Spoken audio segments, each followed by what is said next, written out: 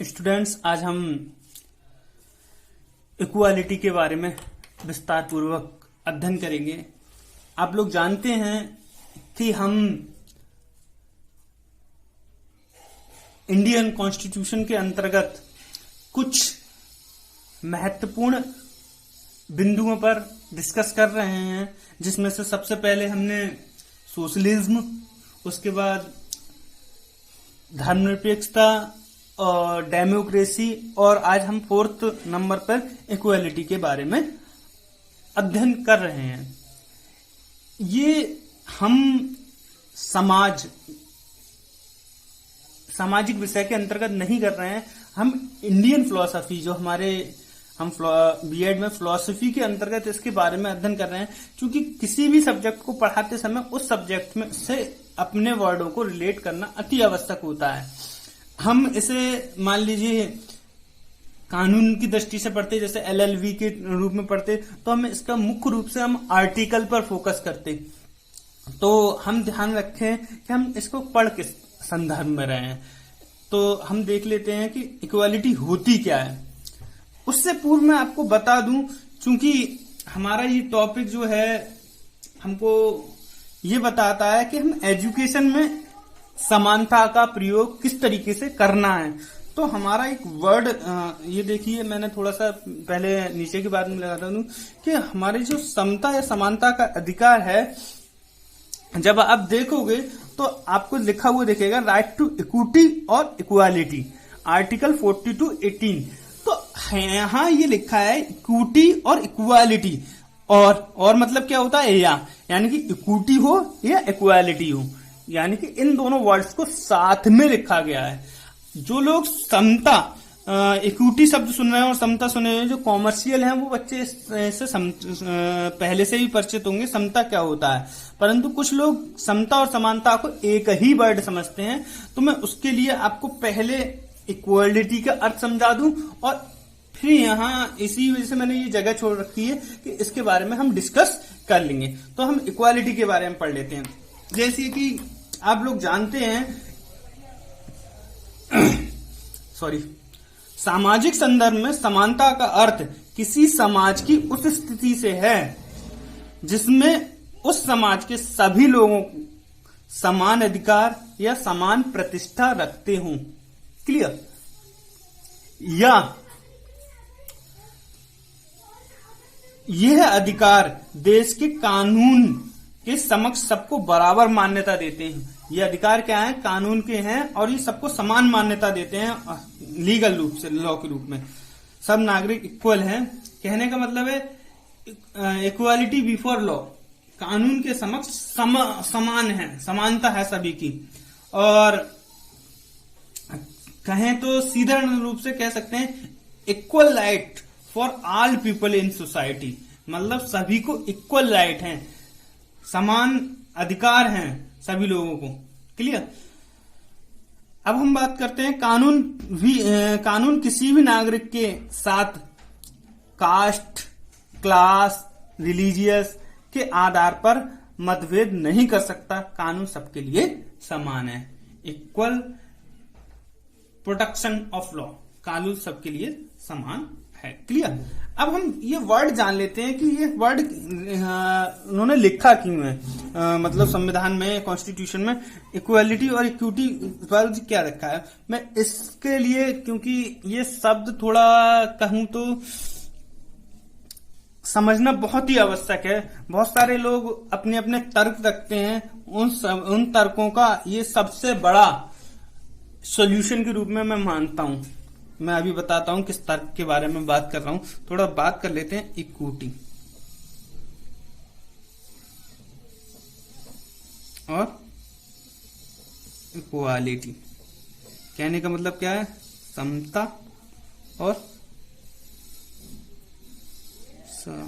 समानता। क्लियर? क्या है ये चीज? समता क्या और समानता क्या है? मैं कहूं ये आवश्यकता पर ध्यान देती है।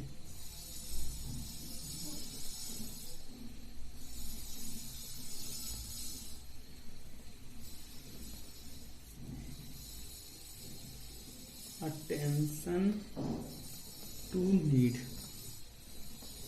और ये बात करती है सभी के साथ समान व्यवहार, यानी कि जो बिहेवियर है इक्वल बिहेवियर,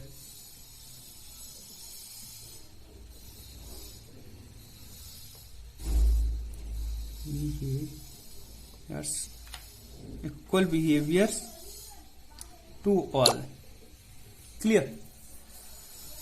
अब ये सबसे इंपोर्टेंट मैंने 2 वर्ड्स लिख के रख दिए हैं, इंपोर्टेंट वर्ड रख के रख दिए हैं कि आवश्यकता पर ध्यान। में एक छोटी सी एग्जाम्पल लेता हूं, जैसे हमारे क्लास में कितने बच्चे हैं, कौन कौन चाहता है कि हमारे साथ समान व्यवहार हो, तो सब लोग कह देंगे सर हम सभी के साथ समान व्यवहार होना चाहिए। तो मैं कहता हूं सबके साथ समान व्यवहार नहीं होना चाहिए, सबके साथ इक्विटी वाला व्यवहार होना चाहिए।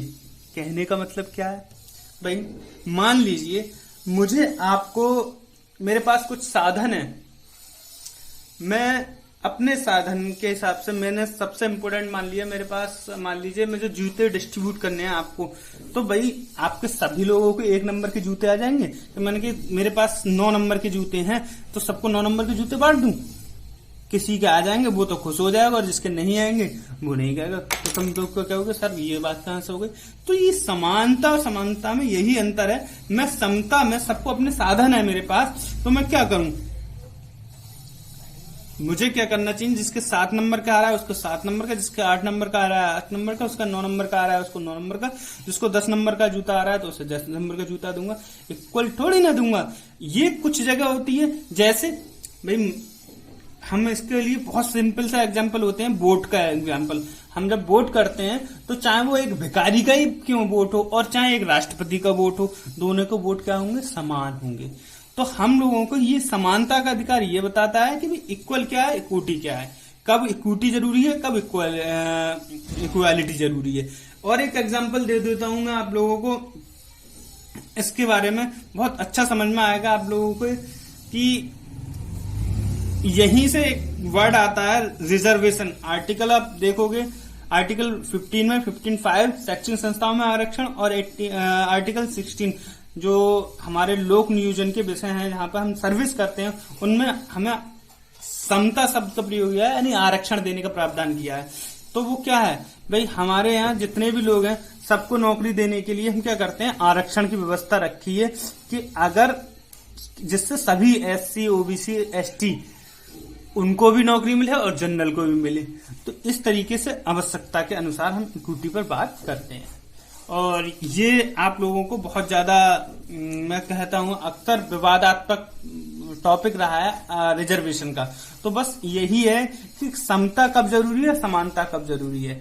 बस मुझे ज्यादा इस पर डिस्कस नहीं करना, मगर आप लोगों को समझ आ गया होगा क्या बात करना चाह रहा हूं। तो इसमें हमारे कुछ आर्टिकल हैं, वो पढ़ लेते हैं। आर्टिकल 14, एक समान कानून, सबके लिए एक समान कानून है, चाहे वो राजा हो चाहे वो रंग हो। आर्टिकल 15, ये आर्टिकल आपके सीटेट में 2 आर्टिकल पूछे जाते हैं, आर्टिकल 15 और आर्टिकल 17। तो धर्म के आधार पर, जाति के आधार पर, लिंग के आधार पर, जन्म स्थान के आधार पर कोई किसी से भेदभाव नहीं करेगा। आर्टिकल 15(5) मैं इस वजह से बता रहा हूं कि शैक्षिक संस्था में चाहे वो निजी हो, चाहे वो निजी को छोड़कर सरकारी संस्थाओं में हमें एडमिशन वगैरह में क्या होता है, रिजर्वेशन मिलता है। और आर्टिकल 16 लोक नियोजन के विषय के अवसर प्राप्त करना, सर्विस के। आर्टिकल 17 सीटेट में आर्टिकल 15 और 17 आते रहते हैं।